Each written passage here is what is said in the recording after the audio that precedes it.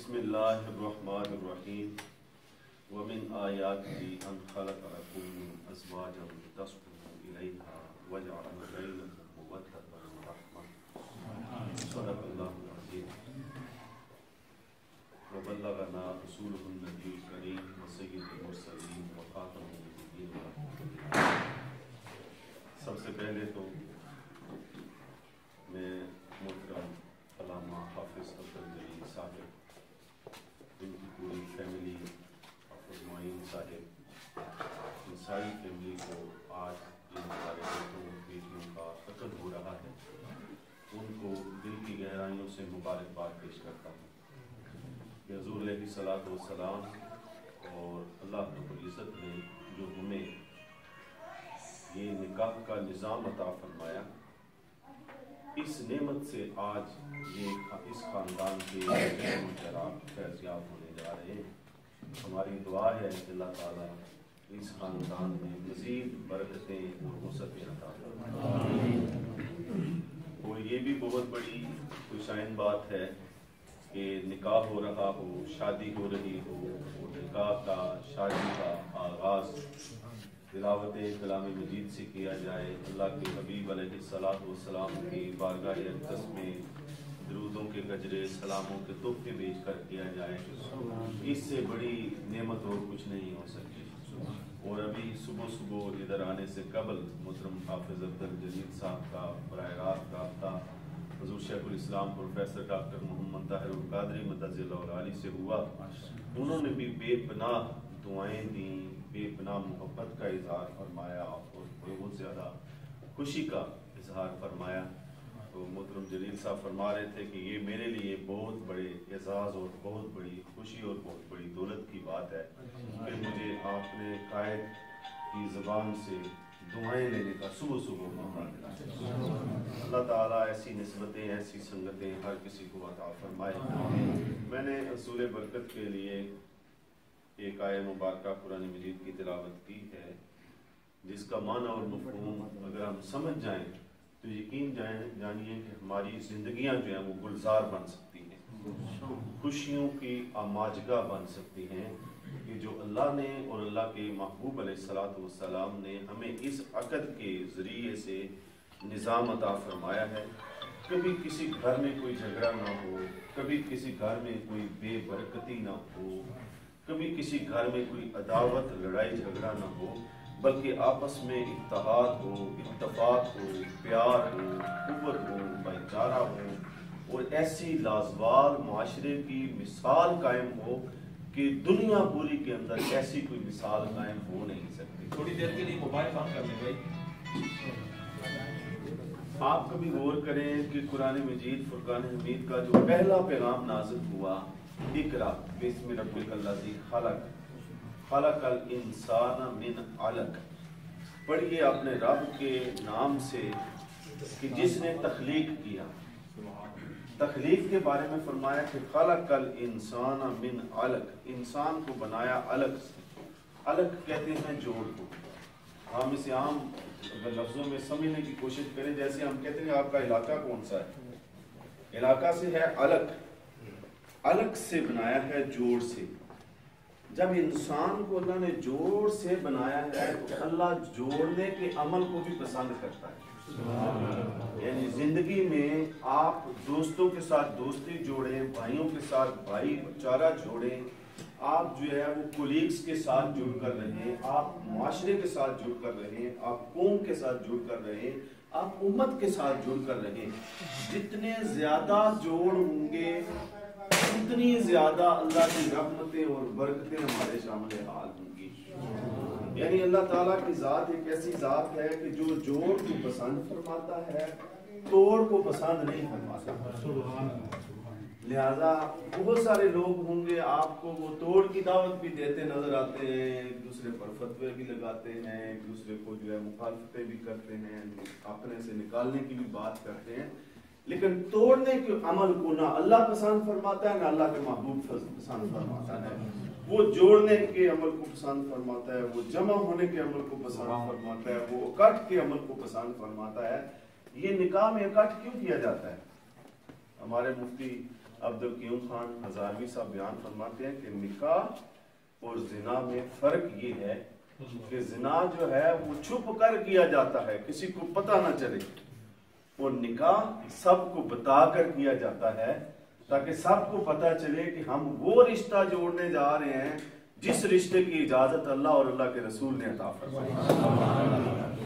لہذا یہ بھی ایک جوڑ ہے، یہ بھی ایک اکٹھ ہے، فیملی کو بلایا جاتا ہے، دوست احباب کو بلایا جاتا ہے، بلا کر بتایا جاتا ہے یہ ہمارا بیٹا ہے، یہ ہماری بیٹی ہے، آج کے بعد ان کا رشتہ جو ہوگا یہ میاں اور بیوی کا رشتہ ہوگا، یہ کہیں جائیں گے کہیں آئیں گے، کوئی ان کو کسی اور نگاہ سے نہیں دیکھے گا بلکہ عزت کی نگاہ سے دیکھے گا، احترام کی نگاہ سے دیکھے گا۔ یہ ایسا جوڑ جوڑا ہے جس جوڑ کی اجازت اللہ نے اور اللہ کے محبوب علیہ السلام نے۔ تو اس لیے نکاح کے موقع پر اکٹھ کیا جاتا ہے، لوگوں کو بلایا جاتا ہے تاکہ پتہ چل جائے کہ یہ عقد کیا جا رہا ہے۔ اب جو میں نے آیہ مبارکہ پڑھی، باری تعالیٰ نے فرمایا وَمِنْ آیَاتِهِ، یہ اللہ کی نشانیاں ہیں، یہ اللہ کی نشانیاں ہیں کہ ان خلق لکم من ازواج لتسکنوا الیہا، کہ اللہ نے تمہیں تخلیق کیا ہے جوڑ سے، ازواج سے، زوج سے آپ کو تخلیق کیا ہے، میاں اور بیوی کا جو جوڑ ہوتا ہے اس سے تمہیں بنایا ہے۔ بنایا کیوں ہے؟ کہ لتسکنوا الیہا، تاکہ تم اس سے سکون حاصل کرو، اس سے میاں اور بیوی جو ہیں آپس میں ایک دوسرے سے سکون حاصل کریں۔ میاں اور بیوی کا جو رشتہ اللہ نے قائم کیا ہے وہ سکون کے لیے قائم کیا ہے، وہ بے سکونی کے لیے قائم نہیں کیا ہے۔ اب اگر ہم میاں اور بیوی بھی ہیں اور گھر میں سکون نہیں ہے تو پھر ہمیں سوچنا چاہیے کہ شاید ہمارا اللہ کی ذات کے ساتھ وہ تعلق قائم نہیں ہے جو قائم ہونا چاہیے۔ اگر تو وہ تعلق ہے تو رب تو فرما رہا ہے میں نے یہ جوڑ بنایا اس لیے ہے تاکہ تم سکون پاؤ۔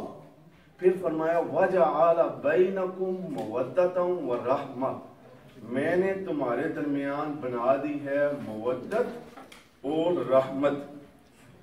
دو چیزیں میاں اور بیوی دونوں کے درمیان اللہ نے پیدا کر دی ہے، ایک مودت پیدا کر دی ہے اور ایک رحمت پیدا کر دی ہے۔ اب مودت کیا ہے؟ اگر آپ اس کو غور کریں گے، مودت محبت کا مترادف ہے، ہم معنی لفظ ہے، لیکن ان میں فرق ہے۔ فرق کو ہم اس طرح واضح کر سکتے ہیں، مثال کے طور پر پانی ہے، پانی میں مینڈک، مچھلی، کچھوا سبھی رہتے ہیں، لیکن سب کو پانی سے پیار ہے، لیکن فرق یہ ہے کہ مینڈک اور کچھوا اس کو پانی سے نکال کے یہاں پر رکھیں خشکی میں تو یہ مریں گے نہیں، یہ زندہ رہیں گے۔ یعنی خشکی پر بھی پانی کے بغیر بھی زندہ رہ سکتے ہیں، لیکن مچھلی ایک ایسی چیز ہے جس کو آپ پانی سے باہر نکالیں گے تو وہ تڑپ تڑپ کر مر جائے گی، پانی کے بغیر زندہ نہیں رہ سکتی۔ لہذا پانی کے ساتھ مچھلی کو پانی کے ساتھ مودت ہے اور مینڈک اور کچھوے کو محبت ہے۔ مودت وہ ہوتی ہے جس کے بغیر گزارا نہ ہوتا ہو، اس لیے اللہ نے جب میاں اور بیوی کے درمیان تعلق قائم کر کے سکون کی بات کر کے اسے اپنی نشانی قرار دینے کے بعد فرمایا وَجَعَلَ بَيْنَكُمْ مَوَدَّةً، میں نے تمہارے درمیان مودت رکھی ہے کہ تمہارا ایک دوسرے کے بغیر گزارا ہی نہیں ہونا چاہیے، تم ایک دوسرے کے بغیر چل ہی نہیں سکتے، مشورہ آپس میں کر کے چلو، ایک دوسرے کی رائے لے کر چلو، ایک دوسرے کو اعتماد میں لے کر چلو، ایک دوسرے کی خوشی اور غمی کو ساتھ لے کر چلو۔ یہ نہیں ہو سکتا کہ بیوی جو ہے گھر میں روتی کو لاتی رہے اور میاں صاحب کہیں کماتا میں ہوں اور لاتا میں ہوں اور چودھری میں ہوں اور بڑا میں ہوں، نہیں، دونوں کے درمیان اللہ نے مودت رکھی ہے۔ اور پھر فرمایا میں نے رحمت رکھی ہے، جو اگر تم مودت کا اظہار کرو گے تو میری رحمت کی برسات تمہارے اوپر ہوتی رہے گی، میری رحمت کی برسات تمہارے اوپر ہوتی رہے گی۔ اور ایک اگر دوسری نگاہ سے اگر آپ دیکھیں گے تو آپ کو پتہ چلے گا کہ یہ جو مودت ہے نا، یہ در حقیقت اللہ تعالیٰ کا اپنا نام بھی ہے، اللہ تعالیٰ کا اپنا نام بھی ہے۔ اللہ تعالیٰ کا ایک نام ہے یا ودود ہم پڑھتے ہیں، ودود اللہ کا نام ہے، اور ودود مصدر سے اللہ نے یہ مودت نکالی ہے اور مودت نکال کے میاں اور بیوی کے درمیان رکھ دی ہے۔ فرمایا کہ تم اگر مودت کا اظہار کرو گے تو اس مودت کے ذریعے سے تمہیں میری ذات کی محبت و مودت بھی ملے گی. کیونکہ اس رشتے کو میں نے اپنی ذات سے نکال کر تمہارے درمیان پیدا کیا ہے.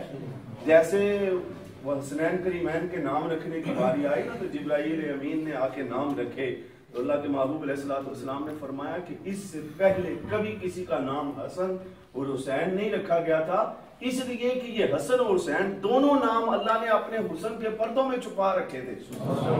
بس ایک پردہ اٹھایا تو حسن مجتبیٰ بنائے، دوسرا پردہ اٹھایا تو حسین کربلا بنائے. لہٰذا یہ جو مودت ہے باری تعالیٰ نے یہ اپنے نام سے نکال کے میاں اور بیوی کے درمیان پیدا کر دی ہے.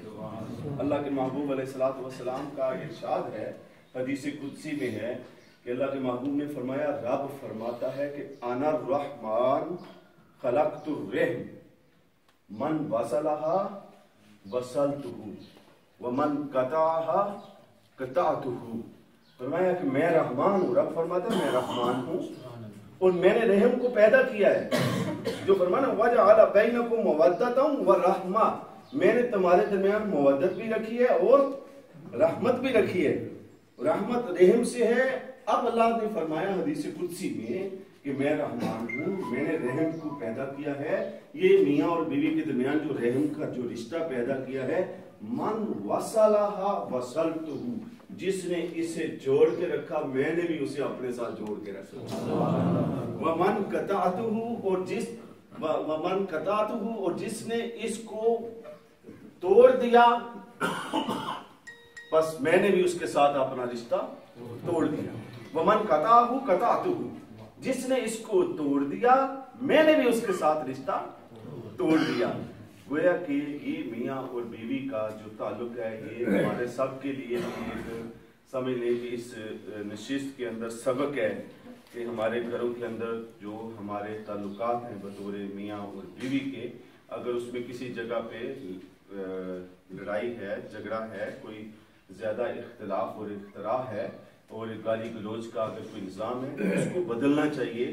کیونکہ ہمارا اللہ کی ذات پر ایمان ہے، اللہ کے محبوب علیہ السلام کی ذات پر ایمان ہے، اور اسی ایمان کے ذریعے سے ہم امید کرتے ہیں کہ ہمارے یہ بیٹے بیٹیاں جو آج اس پروسیس میں جا رہے ہیں، عقد کے مرحلے میں داخل ہو رہے ہیں، اللہ کرے کہ ان کی زندگیوں میں مودت رہے، ان کی زندگیوں میں آپس میں رحم کا رشتہ رہے، اور ان کی آنے والی نسلیں بھی اسی رشتے کو قائم رکھنے والی ہوں تا دم قیامت. یہ رشتے جو اللہ نے قائم کیے ہیں یہ قائم اور دائم رہیں، اور جب اللہ کے محبوب علیہ السلام کی بارگاہ میں ہماری حاضری ہو تو ہمیں آپ کا مسکراتا ہوا چہرہ دیکھنا نصیب ہو. دعا کرتا ہوں کہ اللہ تعالی ہم سب کو عمل کی نعمت عطا فرمائے. واخر دعوانا ان الحمد للہ.